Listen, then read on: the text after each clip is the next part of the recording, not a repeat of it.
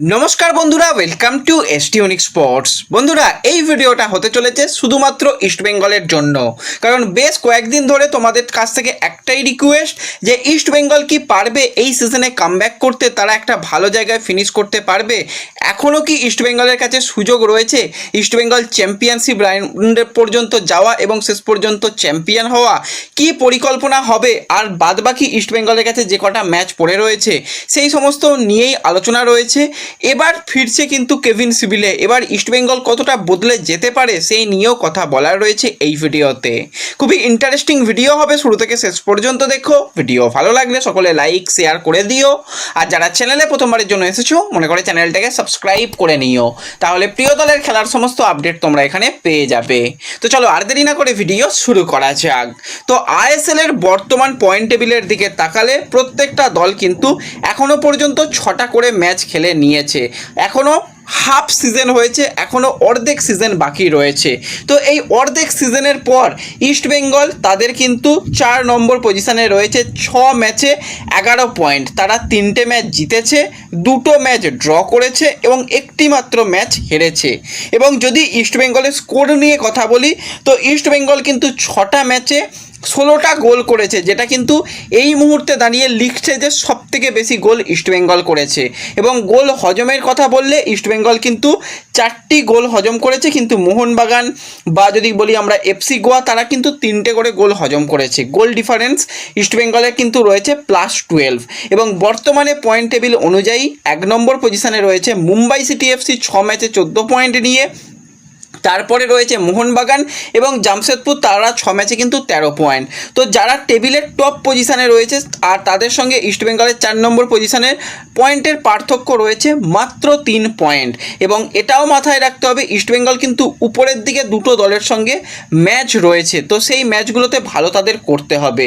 তো পয়েন্টের পার্থক্য অনেকটা কমে এসেছে। ইস্টবেঙ্গল একটা সময় পর্যন্ত পরপর যখন ম্যাচ জিততে পারছিল না, অনেকটা চাপে মনে হচ্ছিল যে না আর এখান থেকে হয়তো সম্ভব নয়, কিন্তু একটা ম্যাচে ভালো রেজাল্ট, বড় রেজাল্ট আসার পরই কিন্তু অনেকটা ইস্টবেঙ্গলের এখনও সুযোগ সামনে ওপেন রয়েছে।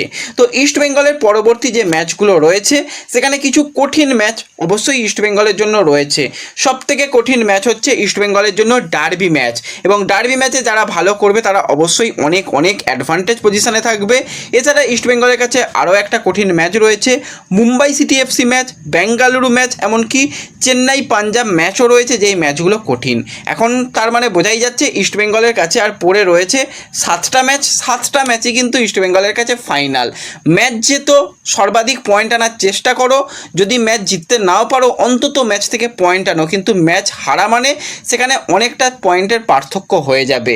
এবং ইস্টবেঙ্গলের যেভাবে এই মুহূর্তে যেই ছন্দে খেলছে সেই ছন্দ ধরে রাখা, কারণ আমরা দেখেছি ইস্টবেঙ্গল মানেই একটা দুটো ম্যাচে এমন পারফরমেন্স করবে মনে হবে যে হ্যাঁ ট্রফি তাদের ঘরে এসে গেছে, কিন্তু সেই ধারাবাহিকতা রাখতে পারে না শেষ পর্যন্ত, তাদের সেই খেলার গতিকে এক রাখতে পারে না। কোনো ম্যাচে দুর্দান্ত পারফরমেন্স আমরা যেটা দেখলাম মোহামেডানের বিরুদ্ধে, তারা 7-0 গোলে জিতলো, কিন্তু কেরালা যারা পয়েন্ট টেবিলে একদম নিচের দিকের দল তাদের বিরুদ্ধে গিয়ে ভাই 1-1 গোলে ড্র করে দিল। তার আগে এফসি গোয়ার বিরুদ্ধে 0-0 ড্র। তো এই ম্যাচগুলো পয়েন্ট নষ্টটা ইস্টবেঙ্গলের জন্য একটা বড় ধাক্কা। জামশেদপুর ভালো খেলেছে, ঠিক আছে, জামশেদপুর কঠিন প্রতিপক্ষ ছিল, ম্যাচ হেরেছে, কিন্তু এই দুটো ম্যাচ থেকে যদি ইস্টবেঙ্গল সর্বাধিক পয়েন্ট আনতে পারতো তো ইস্টবেঙ্গল কিন্তু পয়েন্ট টেবিলে 1 নম্বর পর্যন্ত যাওয়ার মতন দল ছিল। তো যেটা হয়নি সেটা নিয়ে ভেবে লাভ নেই, সামনের দিকে ইস্টবেঙ্গলকে তাকাতে হবে। তো সামনের দিকে তাকাতে গেলে ইস্টবেঙ্গলের কাছে কিন্তু অপশান আরও কিছুটা খুলে যাবে, কারণ ইস্টবেঙ্গলের বর্তমান স্কোয়াডের দিকে তাকালে সেখানে ইস্টবেঙ্গল এই যে 6টা ম্যাচ খেললো সেখানে কিন্তু ইস্টবেঙ্গল সর্বাধিক 5 জন বিদেশি প্লেয়ারকেই পেয়েছিল, 6 জন বিদেশি প্লেয়ারকে কোনো ম্যাচের জন্য ইস্টবেঙ্গল পায়নি। তার একটাই কারণ কেভিন সিভিলের ইনজুরি। সে দীর্ঘদিন ধরে ইনজিওর্ড রয়েছে, এখনও পর্যন্ত সে রিকভারি করছে। আশা করা হচ্ছে বাদবাকি যে 7টা ম্যাচ রয়েছে সেখানে কেভিন সিভিলেকে হয়তো বা পাবে ইস্টবেঙ্গল। তো কেভিন এলে কিন্তু ইস্টবেঙ্গল বেশ কিছুটা বদলে যাবে, সেটা বলাই যায়। কারণ হচ্ছে অস্কারের হাতে অপশান কিছুটা বাড়বে, কারণ কেভিন এলে অবশ্যই ডিফেন্সে আনোয়ারের সঙ্গে কেভিন জুটি আমরা দেখতে পাবো। তো সেক্ষেত্রে ইস্টবেঙ্গল কোন 4 জন বিদেশিকে খেলাবে, কাকে বাদ রেখে ইস্টবেঙ্গল পরিকল্পনা সাজাতে পারে, কারণ ইস্টবেঙ্গলের মিডফিল্ডে যে আমরা জুটি দেখতে পাচ্ছি সল ক্রেসপো এবং মিগুয়েল তারা তো থাকবেই, এবং আক্রমণ বিভাগে সেক্ষেত্রে কিন্তু ইন্ডিয়ান স্ট্রাইকার নিয়ে যাবে, নাকি আক্রমণ বিভাগে ইউসুফের উপর ভরসা রাখা এবং ডিফেন্সে কেভিনকে রেখেও চিন্তাভাবনা করা, কোনটা করতে পারে। তো সেই নিয়ে যদি আমরা কথা বলি, ইস্টবেঙ্গল পরিষ্কার একটা 4-2-3-1 ফরমেশনে তাদের দলকে খেলাতে পারে। গোলের তলায় গিল সে খেলবেই, এবং এই জায়গাতে ডিফেন্সে আনোয়ার আলী এবং কেভিন সিবিলে এলে ডিফেন্স লাইন অনেকটা মজবুত হয়ে যাবে, এবং সাইড ব্যাকে জয় গুপ্তা, রাকিব তাদেরও দায়িত্ব নিতে হবে। তাহলে ইস্টবেঙ্গলের ডিফেন্স কিন্তু একটা রক সলিড ডিফেন্স হয়ে যাবে নিঃসন্দেহে বলা যায়। তো সেক্ষেত্রে মাঝ মাঠে কিন্তু পরিবর্তন আসবে। জিকসান এই কয়েকটা ম্যাচ সেন্টার ব্যাক হিসাবে খেলেছে, এবার কিন্তু তাকে সেই রোলটা ছেড়ে ডিফেন্সিভ মিডফিল্ডার রোলে খেলতে হবে, যেই জায়গাতে কিন্তু মোহাম্মদ রাশিদ খেলতো। তো রাশিদকে বেঞ্চে রাখতে হবে, সেক্ষেত্রে সেখানে সল বক্স টু বক্স মিডফিল্ড খেলতে পারবে, এবং জিকসানকে ডিফেন্সিভ মিডফিল্ড রোলে খেলতে হবে, এবং তাদের উপরে মিগুয়েলকে দেওয়া হবে কিছুটা অ্যাটাকিং মিডিও হিসাবে।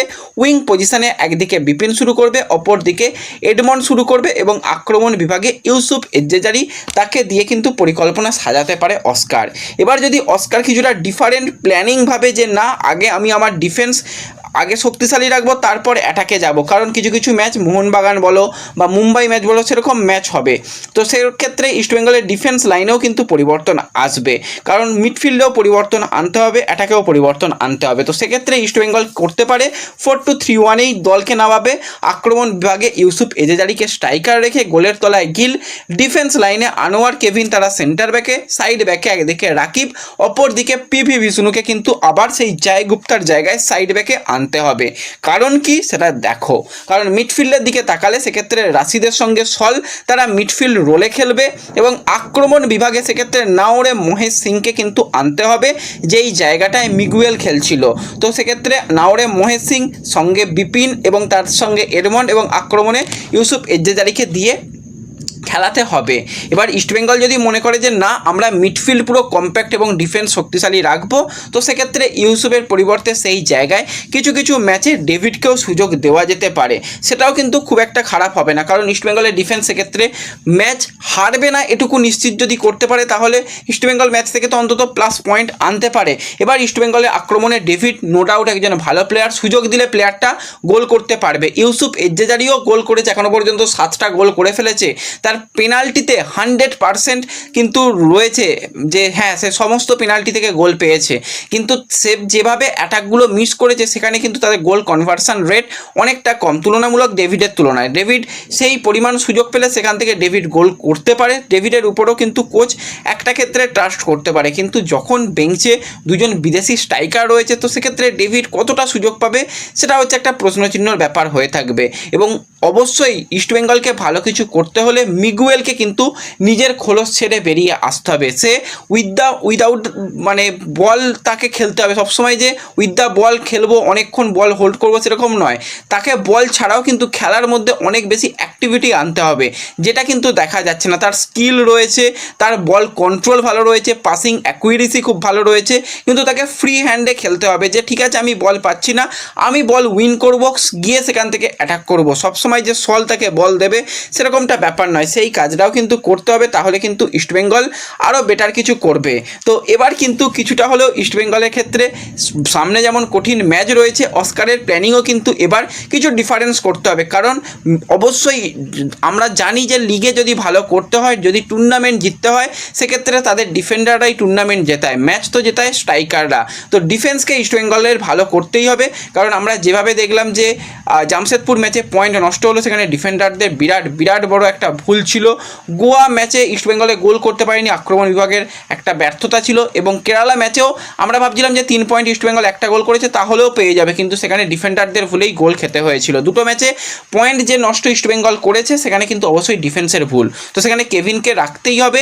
এবার মাঝমাঠের কীরকমভাবে খেলায়, কীরকমভাবে ম্যাচ পরিচালনা হয়, সেই দিকেও অবশ্যই নজর থাকবে। তো অপশান বাড়ছে যেরকম, সেরকম ইস্টবেঙ্গলের ক্ষেত্রে কিন্তু চান্সও বাড়ছে যে হ্যাঁ, এখনও ইস্টবেঙ্গল ভালো কিছু করতে পারে, এবং অস্কারের জন্য প্রবলেমও বাড়ছে।